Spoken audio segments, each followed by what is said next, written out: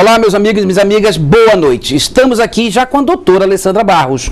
Exatamente. Eu vou ler um pouquinho aqui, um breve currículo da doutora. A doutora Alessandra Barros é formada em medicina pela UFPA, titular em cirurgia plástica pela Sociedade Brasileira de Cirurgia Plástica, especialista em cirurgia das mamas pelo Hospital Pérola Byton, de São Paulo. Atual presidente da Sociedade Brasileira de Cirurgia Plástica Regional do Pará.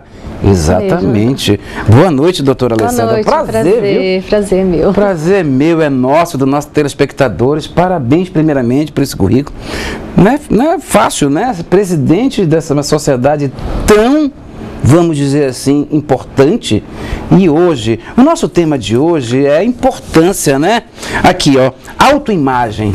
Como você se vê? Faz toda a diferença, doutora? Sem dúvida. O que nós vemos muito hoje no consultório são mulheres, às vezes, muito bonitas. Que já são belas. Que nem tem tantas deformidades físicas assim, são coisas muito pequenas, mas que não se veem bem. Então, essa questão hoje da autoimagem, ela está muito em voga. E a gente sabe que não adianta você ter um corpo perfeito, um corpo escultural, se você não consegue se enxergar bonita. Bonita. E como é que vocês tratam, doutora? Como é que, quando chega uma paciente no consultório, bela, como você bem colocou, belíssima, toda perfeitinha, pernas, cintura, seios, enfim, todas as partes do corpo, e ela quer melhorar. Como dizer para essa moça, para essa mulher, para essa jovem: olha, você está linda, você está perfeita, por que você precisa? O que você quer? Como é que vocês estão tratando? Como é que você trata, doutora? Hoje a gente associa não só a experiência cirúrgica, mas também uma questão psicológica mesmo.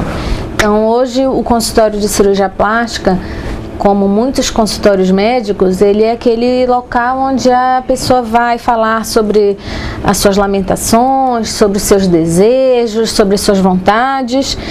E às vezes a gente acaba sabendo de algum problema familiar envolvido naquela questão. Antigamente o cirurgião plástico era muito técnico. Ou seja, ele fazia a especialização. Nós passamos por 2 anos de cirurgia geral, mais 3 anos de cirurgia plástica. Então era uma formação muito acadêmica, né? Era mais na maca ali, a operação mesmo em si, né? Técnica cirúrgica, técnica propriamente dita, né? Vocês estão passando por algum tratamento, doutora? Desculpa já lhe interrompendo. Um curso, um treinamento, uma especialização, por exemplo, em psicologia, em psicoterapia? Como é que vocês estão? Porque eu tratei já em vários programas aqui, vários convidados conosco, até no outro programa que nós tínhamos. Você hoje é um psicólogo. Exatamente. Então, o que a gente vê hoje nas formações de residência mesmo é essa importância de você tratar o paciente como um todo. Exatamente. Ou seja, ele não é só um corpo que precisa ser melhorado, mas existe toda uma questão de mentalidade, a questão de auto se enxergar, que é a questão que a gente está discutindo aqui da autoimagem. Exatamente. Existe um ambiente em que ele se encontra, qual a carga de exigência para participar daquele grupo social que ele atualmente se encontra. Então, é diferente. Por exemplo, você pega uma professora de ginástica. Perfeito. Que é personal trainer, ou seja, ela vai ter uma exigência física muito maior do que uma dona de casa, por exemplo. Que esteja casada há muitos anos, que o marido a ama. Que ela quer que a libido continue existindo. Exatamente. Então, ela emocionalmente ela está muito bem resolvida e ela não depende do corpo para o trabalho. Isso. É diferente de, por exemplo, como eu falei, a questão da personal, que ela precisa estar no auge da sua forma física. Belíssima, porque senão como é que alguém vai contratar uma personal que não está linda, que não está perfeita? Então, né? Por aí você vê também que muitas cirurgias, às vezes, que você poderia dizer, essa moça não precisa, como a gente vê às vezes as pessoas que melhorar o quê, né? Que história é essa? Fazer lipo, você está com um corpo tão perfeito, mas qual é o ambiente em que ela se encontra? Isso. Qual a necessidade física daquela paciente? Quer dizer, é uma personal trainer, às vezes uma gordurinha localizada para ela é importante, porque ela precisa estar bem corporalmente falando, bem fisicamente, para poder continuar o trabalho dela. Uma atriz, uma modelo. Para você ter uma ideia, hoje eu tenho operado muitas modelos hoje, que aquele padrão muito magro, mas que precisam colocar uma prótese de mama, porque tem comercial de lingerie para fazer, tem desfiles que vão estar de biquíni, então a necessidade do ambiente também fala muito a favor né? do que a profissão necessita. Né? Para quê? Por quê? Ou seja, não é mais tão somente, o que eu tenho observado, como eu falei aqui, enfim, falando aqui para quem está nos assistindo há um certo tempo aqui no programa, eu faço uma pós em direito médico, então a gente observa que não é mais aquele atendimento específico daquela situação. Falando da sua profissão, do seu caso, da sua especialização, não é só mais a cirurgia plástica, né? Você entra no psicológico da pessoa, sim, você tem que entender a vida pessoal e a vida profissional.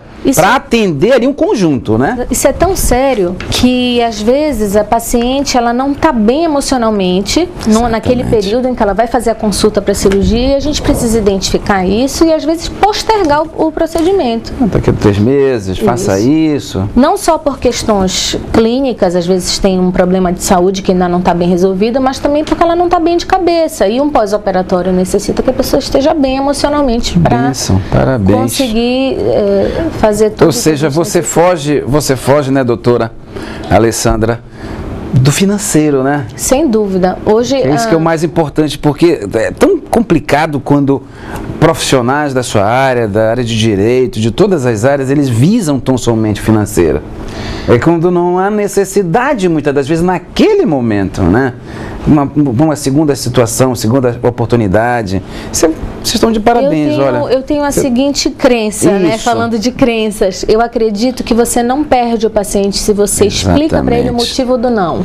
Nossa, nós vamos entrar, que bênção, porque quase todos os convidados nós estamos falando sempre de crença, de fé, de religião, de amor ao próximo. Se explicar por A mais B detalhadamente qual o motivo da tua negativa e que aquilo vai ser melhor para ele, dificilmente você perde um paciente desse. Vai se transformar em amigo, vai se transformar em multiplicador. Uma outra amiga, um parente. Então, você sabendo escolher o momento certo para fazer a cirurgia, você ganha o paciente e ganha um melhor resultado.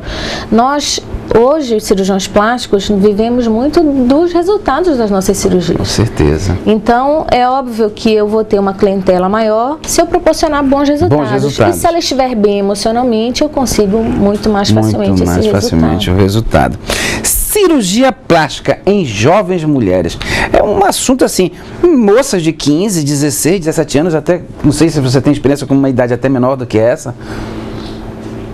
Que isso, doutora? Que cegueira é essa que está todas as meninas, as adolescentes, ainda não chegaram a ser necessariamente jovens, ainda na adolescência, procurando cirurgias? O que é? Como isso funciona? Como é que vocês estão lidando? Como é que a senhora está lidando com isso? Eu falo vocês porque você hoje é presidente da associação. Representa uma categoria, né? Por isso que eu vou sempre usar muitas das vezes o plural. Conta para nós, qual é a orientação que vocês estão dando, que a senhora como presidente, como também uma grande profissional da área, qual é a orientação que vocês estão passando para essa? Então, existem algumas cirurgias que nós fazemos em crianças, por exemplo, cirurgias de orelha em abano, quando a paciente tem aquela orelhinha aberta. A partir de 7 anos já é indicado se fazer a cirurgia. Essa é aquela, vamos chamar assim, de necessária. Isso. Para evitar o bullying, etc. Exatamente. Aquela história da criança estar no colégio, estarem chamando que é o orelhudo. Então, a gente orienta, inclusive, os pais que não deixem passar muito tempo, dos 7 anos. Agora, o que a gente tem visto no consultório é uma busca, por exemplo, por uma cirurgia que a gente considera que às vezes pode ser adiada. Exato. Uma lipoaspiração, por exemplo, de uma moça de 15 anos de idade. Exatamente. Quer dizer, por que submetê-la a um procedimento cirúrgico sem tentar ao menos uma outra alternativa? Por exemplo, atividade física, uma orientação nutricional. Quer dizer... Desculpa interromper, doutora, que... está iniciando a vida ali, né? Muitas vezes nem iniciou a vida sexual, porque vocês sabem, nós somos conhecedores, a senhora muito mais do que eu, que quando inicia a vida sexual, o corpo muda, ele se transforma. Exatamente. Então, por que não esperar aí um pouco mais?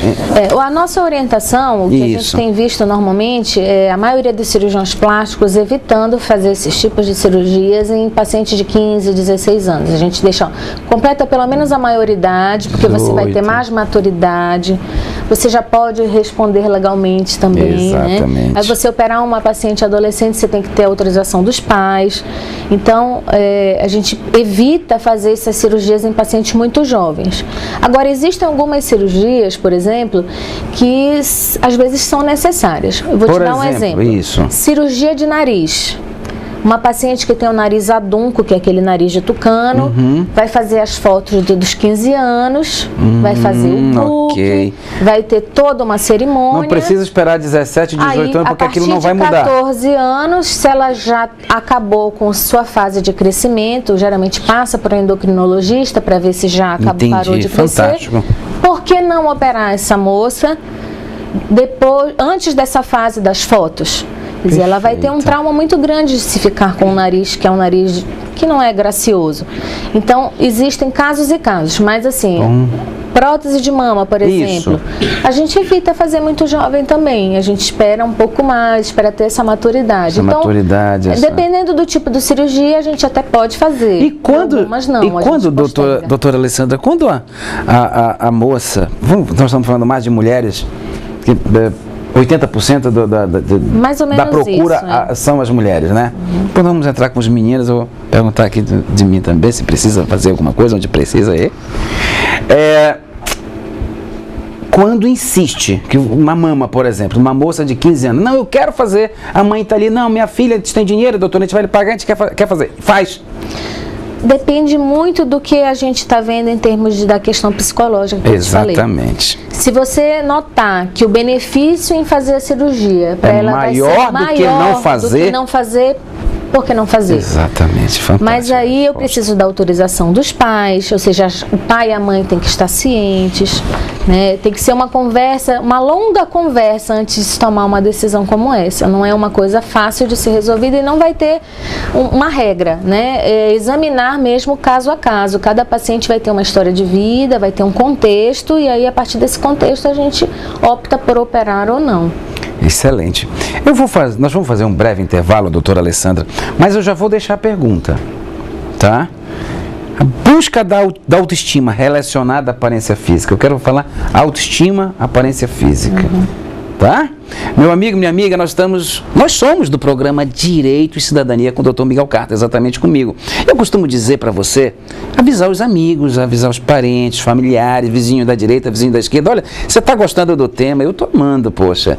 Bom tema, né? Vocês meninas, tem os meninos também que querem também ficar todo... depois vamos tratar que tem os homens colocando um enchimento ali para ficar com um peitoral mais bonito, né? Isso. Então, gente, olha... Avisa todo mundo, o programa Direito e Cidadania com o Dr. Miguel Carter, ele é feito para levar conhecimento até você em todas as áreas. E nós estamos na Semana Internacional da Mulher. Então, meninas, mulheres, o programa mais do que nunca está sendo feito para você. Voltamos já, logo após um breve intervalo comercial.